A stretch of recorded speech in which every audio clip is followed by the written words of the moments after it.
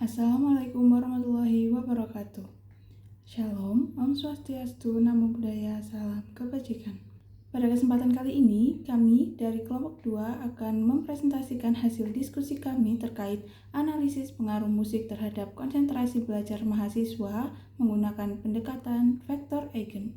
Sebelumnya, perkenalkan anggota dari kelompok 2, saya sendiri Aprilia Inkia Rahman dengan NIM 2403126061139. Saya Edward Yal Gomgom Syagian, NIM 2403 1260 4881.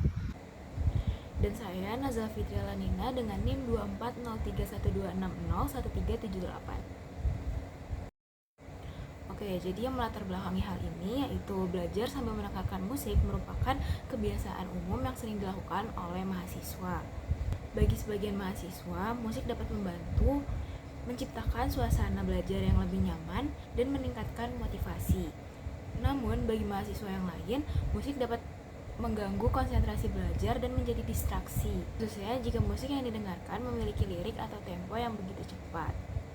Nah, berdasarkan perbedaan pengalaman tersebut menunjukkan bahwa konsentrasi musik memiliki pengaruh yang beragam dan dipengaruhi oleh faktor-faktor tertentu. Konsentrasi belajar terdiri dari beberapa indikator yang saling berkaitan, seperti mempertahankan fokus, tingkat gangguan perhatian, motivasi belajar, serta pemahaman terhadap materi. Dengan menggunakan pendekatan matematis, kita dapat mengukur indikator yang saling berhubungan tersebut dengan menggunakan vektor Eigen. Dengan membentuk matriks kolerasi, nilai Eigen dapat menunjukkan seberapa besar kontribusi suatu faktor dalam menjelaskan variasi data. Dan vektor Eigen dapat merepresentasikan bobot dari masing-masing indikator, dan vektor Eigen dapat merepresentasikan bobot dari masing-masing indikator konsentrasi. Untuk bagian rumusan masalah, kami mengambil 3 pertanyaan sebagai berikut. Yang pertama, apakah musik berpengaruh terhadap konsentrasi belajar mahasiswa? Yang kedua, bagaimana hubungan antar indikator dinilai menggunakan pendekatan vektor Eigen? Yang ketiga, indikator mana yang paling dominan mempengaruhi konsentrasi belajar berdasarkan bobot Eigen? Selanjutnya yaitu tujuan dari penelitian kali ini. Yang pertama yaitu menganalisis pengaruh musik terhadap tingkat konsentrasi belajar mahasiswa. Yang kedua, menentukan bobot pengaruh setiap indikator menggunakan perhitungan vektor Eigen. Yang ketiga, menyimpulkan variabel paling dominan yang mempengaruhi konsentrasi. Oke, musik merupakan kumpulan nada atau bunyi yang disusun sedemikian rupa hingga membentuk lagu, ritme, dan keharmonisan. Menurut Kamus Besar Bahasa Indonesia, ilmu atau seni menyusun nada atau suara dalam urutan, kombinasi, dan hubungan temporal untuk menghasilkan komposisi atau suara yang berkesinambungan. Kerangka berpikir Music in Mood Regulation atau MMR menjelaskan bahwa musik digunakan sebagai cara untuk mengatur perasaan dalam kehidupan sehari-hari. Musik tidak hanya berfungsi sebagai hiburan, melainkan sebagai alat psikologis untuk mengatur emosi dalam situasi yang sedang dihadapi. Dalam penelitian yang terdahulu, Schaeffer telah melakukan identifikasi terhadap 3 dimensi utama fungsi musik menggunakan prinsip komponen analisis, yaitu self-aware, social relatedness, dan arousal and mood. Nah, dimensi arousal and mood memperoleh skor tertinggi, di mana dimensi ini mencakup musik untuk memperoleh ketenangan. Kumar juga melakukan studi melalui studi cross-sectional pada 200 mahasiswa kedokteran di Malaysia. Hasilnya menunjukkan bahwa adanya pengaruh musik pada konsentrasi mahasiswa yang individual. Bagi mahasiswa yang mendengarkan musik merasa diuntungkan karena musik dapat menenangkan. Namun bagi mahasiswa yang tidak terbiasa mendengarkan musik saat belajar, menyatakan bahwa musik dapat mengganggu konsentrasi belajar. Pada tahun 2010, Chow juga menguji pengaruh genre musik terhadap tugas membaca mahasiswa di Taiwan. Hasilnya bahwa genre musik juga ternyata berpengaruh terhadap performa mahasiswa di Taiwan. Nah, berdasarkan penelitian-penelitian sebelumnya dapat disimpulkan bahwa musik dapat berpengaruh terhadap konsentrasi belajar individu atau mahasiswa yang tidak bersifat universal. Faktor-faktor seperti jenis musik dan kebiasaan individu juga menjadi peran penting dalam menentukan bahwa musik itu mengganggu atau justru menambah konsentrasi belajar mahasiswa. Dalam kutipan Hardy pada tahun 2017, konsentrasi adalah salah satu unsur utama yang menentukan keberhasilan seseorang dalam proses belajar. Dengan konsentrasi yang baik, individu dapat lebih mudah memahami materi pembelajaran atau perkuliahan. Sebaliknya, kurangnya konsentrasi menyebabkan pikiran tidak fokus sehingga informasi yang diterima tidak dapat diproses dan dikelola dengan optimal. Dalam bab 2.2 ini, konsentrasi diartikan bagaimana menjadi satu pusat atau satu fokus yang menentukan keberhasilan. Adanya konsentrasi juga diartikan sebagai kemampuan peserta didik dalam memfokuskan perhatian pada proses pembelajaran serta mampu mengabaikan hal yang mengganggu fokus. Konsentrasi belajar adalah cara untuk memusatkan pikiran pada satu objek tertentu. Saat melakukan konsentrasi, seseorang harus berusaha dengan keras agar perhatian dari semua indera dan pikiran hanya fokus pada satu hal saja. Ini adalah pengertian dari konsentrasi dalam psikologi. Ada beberapa faktor yang mempengaruhi konsentrasi belajar sebagai berikut. Yang pertama adalah faktor internal. Faktor internal berasal dari dalam diri individu yang belajar. Beberapa penelitian menunjukkan bahwa kondisi fisik dan psikologis siswa sangat berpengaruh terhadap kemampuan mereka untuk berkonsentrasi saat belajar. Poin kecilnya adalah kondisi kesehatan dan fisik. Status kesehatan, nutrisi, kualitas tidur, dan tingkat kelelahan dapat berdampak langsung kepada kemampuan fokus seseorang. Selanjutnya adalah motivasi dan psikologis. Motivasi belajar, minat terhadap materi pembelajaran, dan keseimbangan emosi juga termasuk faktor internal. Siswa dengan motivasi belajar yang kuat biasanya menunjukkan tingkat konsentrasi yang lebih tinggi karena mereka memiliki dorongan internal untuk fokus dan memahami materi. Ini dikutip dari Ajun pada tahun 2025. Untuk faktor eksternalnya adalah faktor eksternal berkaitan dengan lingkungan di luar diri siswa yang juga mempengaruhi kemampuan mereka untuk berkonsentrasi, yaitu ada lingkungan belajar, keadaan ruang kelas termasuk kebisingan, temperatur, pencahayaan, dan kenyamanan secara keseluruhan dapat meningkatkan atau menghambat konsentrasi siswa. Lingkungan yang tidak nyaman atau ramai dapat menyulitkan siswa untuk mempertahankan fokusnya. Selanjutnya, penggunaan teknologi dan gangguan visual atau auditori. Penggunaan perangkat digital seperti ponsel atau laptop tanpa kontrol dapat menjadi sumber gangguan yang signifikan. Studi lain juga menunjukkan bahwa penggunaan layar berkepanjangan berkorelasi dengan kesulitan konsentrasi, terutama jika perangkat tersebut digunakan secara rekreasional atau berlebihan selama jam belajar. Dikutip oleh Leodern dan lain-lainnya pada tahun 2025. Yang terakhir, interaksi guru dan metode pembelajaran. Cara penyampaian materi oleh pengajar berpengaruh paling penting terhadap konsentrasi. Ketika guru mampu menyampaikan materi secara jelas dan interaktif, siswa cenderung lebih terlibat dan fokus. Sebaliknya, metode pembelajaran yang monoton atau kurang menarik dapat mengurangi tingkat konsentrasi siswa dalam pembelajaran. Hal ini disimpulkan oleh beberapa penelitian yang menemukan peran signifikan dari interaksi antar pelajar dan siswa pada fokus belajar. Ini dikutip dari Rahiminia dan kawan-kawan pada tahun 2020. Selanjutnya yaitu analisis vektor eigen.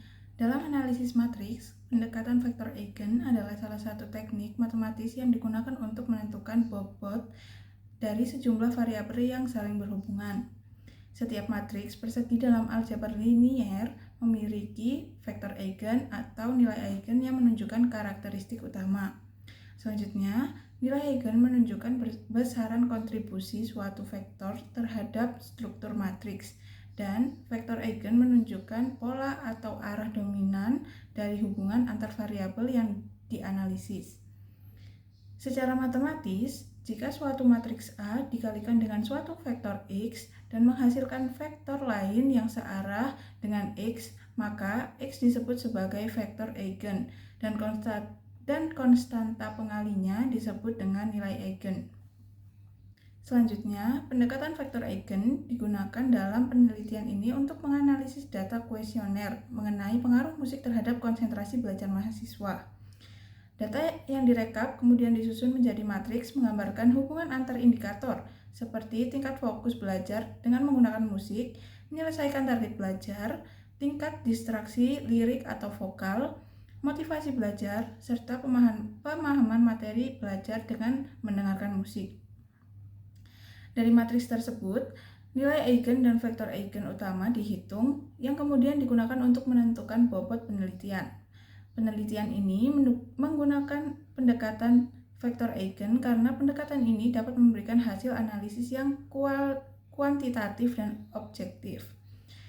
Data kuesioner yang bersifat numerik dan tersusun dalam skala Likert dinilai sangat sesuai untuk merepresentasikan ke dalam bentuk matriks, sehingga memungkinkan untuk melakukan perhitungan matematis secara sistematis. Jenis dan pendekatan penelitian. Penelitian ini menggunakan pendekatan kuantitatif dengan metode deskriptif analitik, karena penelitian ini bertujuan untuk mengukur dan menganalisis pengaruh musik terhadap konsentrasi belajar mahasiswa secara numerik dan objektif dengan melalui pengolahan data statistik. Jenis penelitian yang digunakan yaitu penelitian survei dengan teknik analisis matematis menggunakan pendekatan vektor eigen dengan menggunakan metode prinsipal komponen analisis atau PCA. Metode ini dipilih karena penelitian melibatkan multiple variabel yang saling berhubungan, sehingga pendekatan vektor eigen dapat menyederhanakan dimensi data dan dapat mengidentifikasi komponen utama yang paling berpengaruh terhadap konsentrasi belajar mahasiswa. Populasi dan sampel. Penelitian ini mengambil populasi mahasiswa aktif dalam ruang lingkup rata-rata wilayah Malang. Pengisian kuesioner tidak mencantumkan pengisian fakultas dan jurusan karena target dalam penelitian ini hanya ingin mengetahui bagaimana pengaruh musik dalam proses belajar tanpa harus spesifik untuk fakultas dan jurusannya. Pengambilan data melalui kuesioner secara purposif dan accidental berdasarkan kriteria atau pertimbangan, yaitu pengambilan data ke mahasiswa aktif sekitar lokasi peneliti berada di Malang Kota. Teknik sampling peneliti mengambil mahasiswa Universitas Negeri Malang, khususnya Fakultas Matematika dan Ilmu Pengetahuan Alam, jurusan Matematika Murni. Jumlah responden yang peneliti dapatkan untuk penelitian adalah 40 mahasiswa aktif. Selanjutnya yaitu instrumen penelitian. Instrumen penelitian yang digunakan pada penelitian kali ini adalah kuesioner tertutup dengan skala Likert 5 tingkat. Di antaranya 1. Sangat tidak setuju, 2. Tidak setuju, 3. Netral, 4. Setuju, dan 5. Sangat setuju. Kuesioner tersebut disusun sebagai media untuk mengukur persepsi mahasiswa terhadap pengaruh musik dalam proses belajar, khususnya yang berkaitan dengan tingkat konsentrasi mahasiswa saat belajar dengan musik.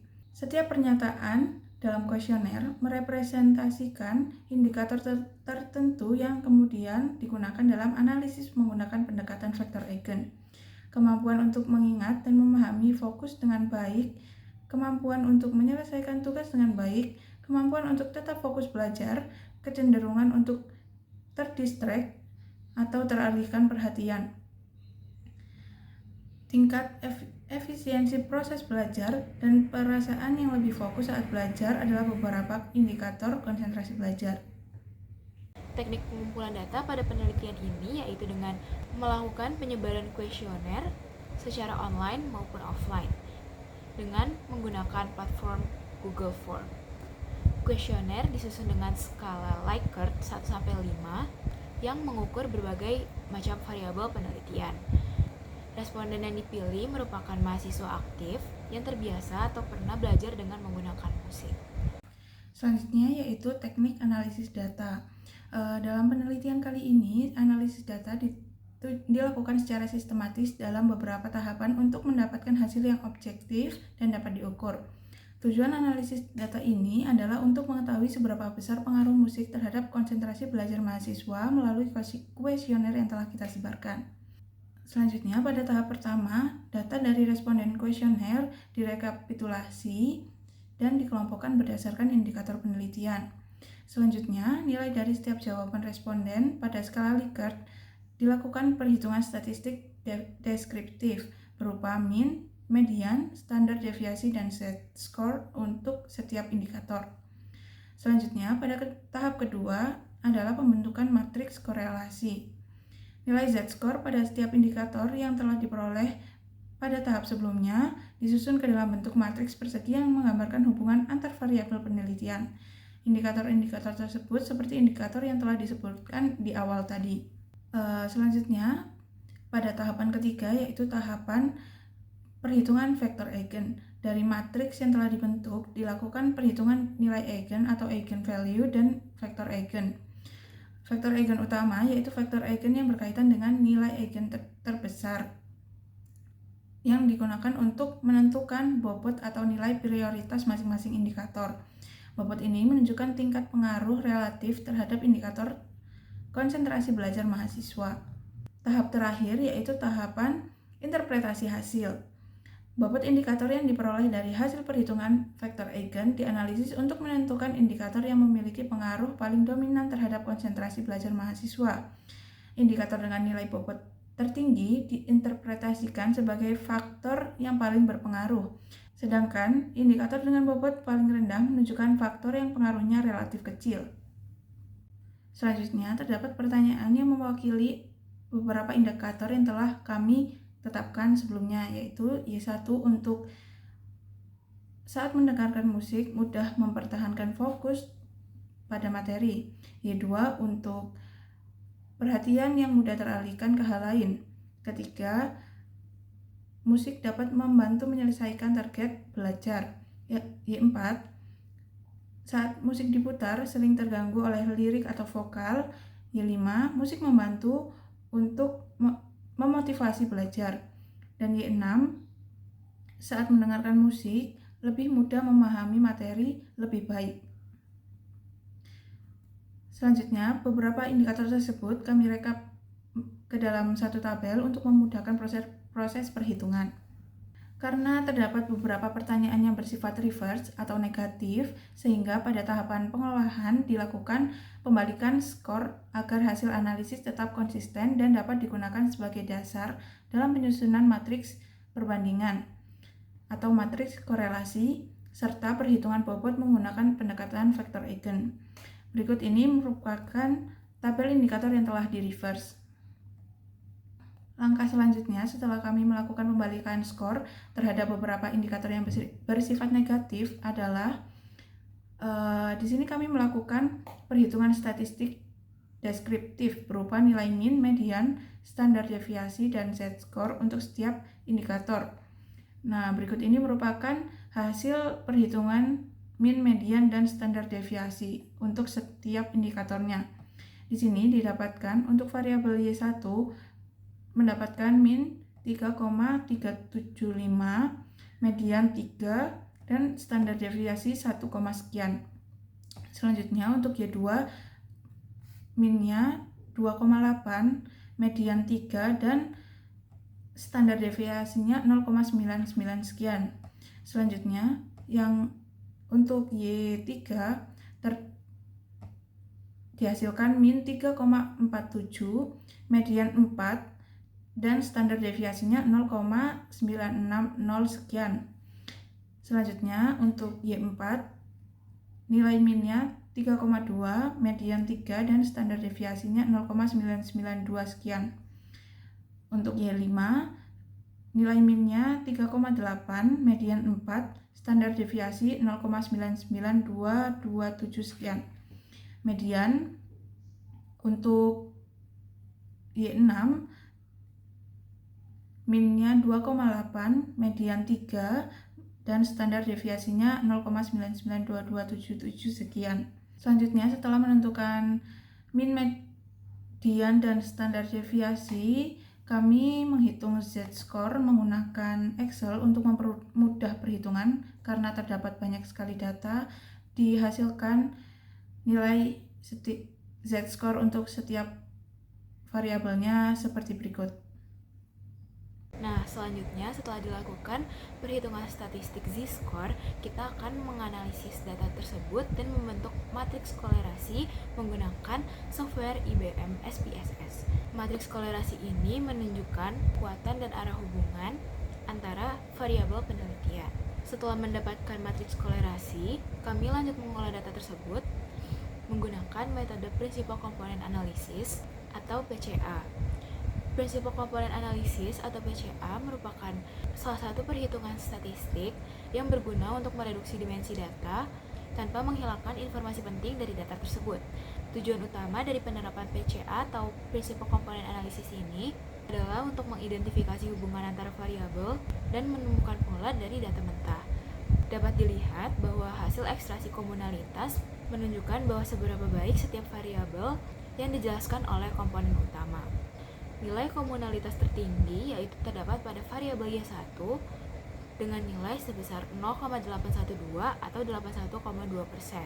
Angka tersebut menunjukkan bahwa 81,2% dari variansi variabel Y1 yang merepresentasikan kemudahan mempertahankan fokus pada saat mendengarkan musik.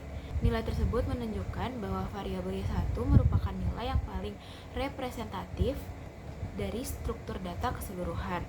Di sisi lain, variabel Y6 memiliki nilai komunalitas terendah, yaitu 0,315 atau 31,5%. Meskipun nilai Y6 relatif lebih rendah, hal tersebut tidak mengartikan bahwa Y6 memiliki peran yang tidak penting, melainkan menunjukkan bahwa Y6 merupakan karakteristik yang lebih unik atau variabel yang memiliki pola paling berbeda yang ditangkap oleh komponen utama.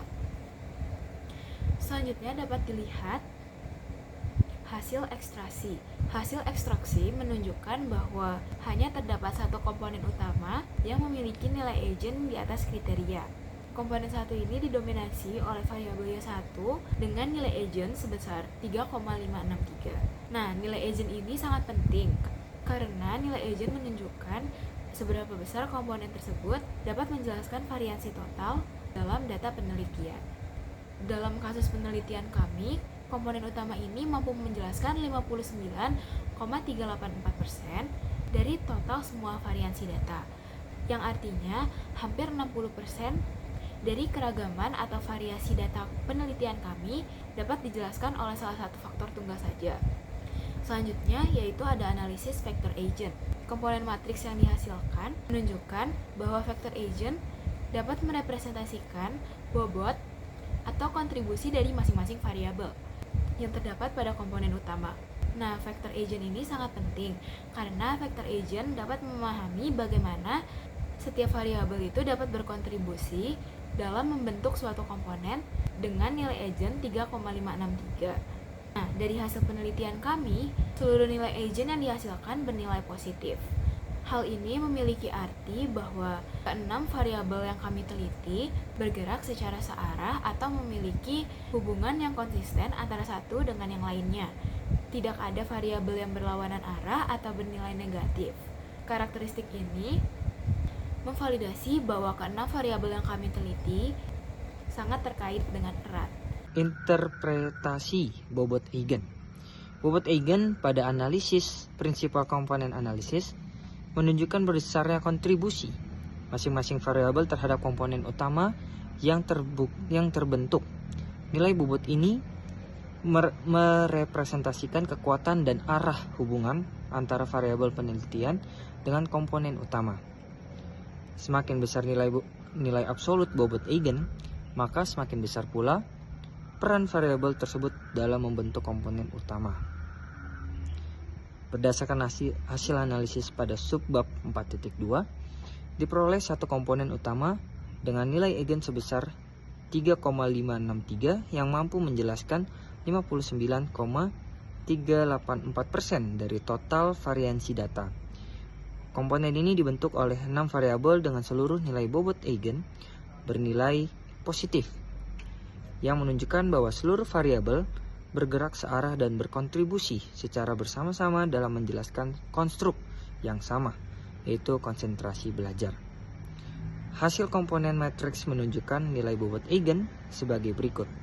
Pertama, untuk Y1 mudah mempertahankan fokus saat mendengarkan musik, memiliki bobot eigen tertinggi sebesar 0,901, yang menunjukkan bahwa variabel ini merupakan indikator paling dominan dalam membentuk komponen utama.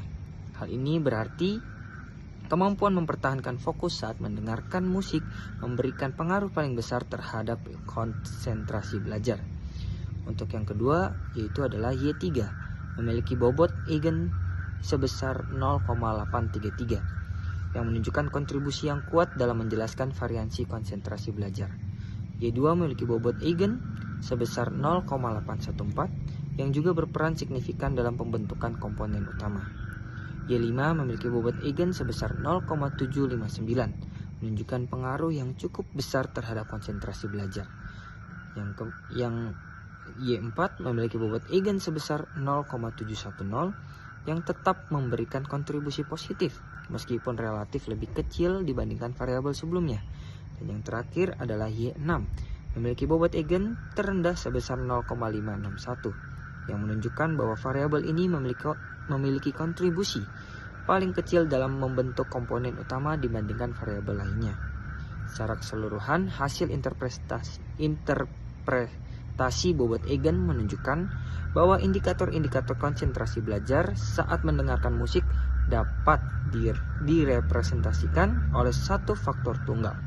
Variabel Y1 menjadi indikator paling berpengaruh, sementara Y6 memiliki kontribusi paling rendah. Temuan ini menguatkan bahwa konsentrasi belajar dalam penelitian ini bersifat unidimensional dan dapat dijelaskan secara dominan oleh satu komponen utama yang terbentuk dari keenam variabel tersebut. Nah, baik, berikutnya setelah kami lakukan perhitungan, dapat kita lihat hasil penelitian ini menunjukkan bahwa musik memiliki pengaruh terhadap konsentrasi belajar mahasiswa dengan tingkat pengaruh yang berbeda pada setiap indikator konsentrasi. Berdasarkan deskripsi data pada responden, mayoritas responden memberikan penilaian pada kategori netral hingga setuju terhadap pernyataan-pernyataan yang berkaitan dengan konsentrasi belajar dengan musik. Selanjutnya, hasil analisis yang telah dilakukan sebelumnya melalui pendekatan faktor eigen menunjukkan bahwa seluruh indikator konsentrasi belajar dapat direpresentasikan oleh suatu komponen utama dengan tingkat nilai eigen sebesar 3,563 yang mampu menjelaskan 59,384% dari total variasi data. Temuan ini menunjukkan bahwa keenam indikator konsentrasi belajar memiliki keterikatan yang kuat dan secara bersama-sama membentuk suatu konstruk utama, yaitu konsentrasi belajar mahasiswa saat mendengarkan musik. Lalu, interpretasi bobot eigen yang sebelumnya telah dilakukan memperlihatkan bahwa indikator Y1, yaitu kemampuan mahasiswa dalam mempertahankan fokus saat mendengarkan musik, memiliki bobot eigen tertinggi sebesar 0,91. Hal ini menunjukkan bahwa indikator tersebut merupakan faktor paling dominan dalam menjelaskan konsentrasi belajar mahasiswa. Temuan ini sejalan dengan teori yang telah disebutkan sebelumnya, yang menyatakan bahwa musik dapat membantu meningkatkan fokus dan perhatian apabila mampu menciptakan suasana emosional yang nyaman dan tidak mengganggu proses kognitif utama. Indikator-indikator lain seperti Y1, Y2, dan Y5 memiliki bobot eigen yang relatif tinggi yang menunjukkan bahwa musik turut berperan dalam mengurangi distraksi, membantu menyelesaikan tugas, serta meningkatkan efisiensi belajar. Pola ini memperkuat pandangan bahwa musik sebagai stimulus psikologis yang dapat mempengaruhi kondisi internal mahasiswa seperti mood dan tingkat stres yang pada akhirnya berdampak pada konsentrasi belajar. Sementara itu, indikator Y6 memiliki bobot eigen paling rendah yang menunjukkan bahwa kemampuan mengingat dan memahami materi dipengaruhi oleh faktor lain di luar musik, seperti metode belajar, tingkat kesulitan materi, dan kondisi lingkungan belajar. Jadi, kesimpulan hasil analisis data dari penelitian kami dapat disimpulkan bahwa musik memiliki pengaruh yang besar terhadap konsentrasi belajar mahasiswa. Mahasiswa lebih mempertahankan fokus ketika belajar dengan menggunakan musik dibandingkan belajar tanpa menggunakan musik. Dalam menganalisis hubungan antara indikator yang kami teliti, kami menggunakan matriks korelasi atau matriks covariance dengan menggunakan pendekatan vector agent. Hasil perhitungan menunjukkan bahwa mahasiswa lebih mempertahankan fokus ketika mendengarkan musik dengan nilai agent terbesar atau tertinggi yaitu 3,563 yang terletak pada komponen utama dengan merepresentasikan 59,384% dari total variansi data. Dominasi pada komponen utama menunjukkan bahwa faktor ini memiliki kontribusi yang paling besar dalam menjelaskan variasi konsentrasi belajar mahasiswa. Terakhir bab 5 untuk bagian saran untuk mahasiswa. Kiranya dalam penelitian ini bisa membantu para mahasiswa melihat potensi konsentrasi belajar dapat dipengaruhi oleh adanya musik. Mahasiswa bisa menggunakan musik dengan selera masing-masing untuk membantu konsentrasi dalam proses pembelajaran. Saran untuk peneliti selanjutnya adalah peneliti selanjutnya bisa meneliti untuk spesifik genre yang digunakan mahasiswa saat mendengarkan musik dan hal-hal lainnya mengenai musik yang dapat membantu mahasiswa dalam proses pembelajaran. Dan untuk institusi pendidikan, sarannya bisa membuka penelitian kembali bagaimana pentingnya musik terhadap konsentrasi belajar, adanya proses pembelajaran yang menggunakan musik dengan bertujuan menghasilkan penelitian yang lebih baik lagi secara real dan nyata. Baik, itu tadi merupakan beberapa penjelasan terkait hasil diskusi dari kelompok kami tentang analisis pengaruh musik terhadap konsentrasi belajar mahasiswa menggunakan pendekatan vector agent. Jika terdapat keluputan dalam perkataan, kami mohon maaf sebesar-besarnya. Terima kasih. Wassalamualaikum warahmatullahi wabarakatuh.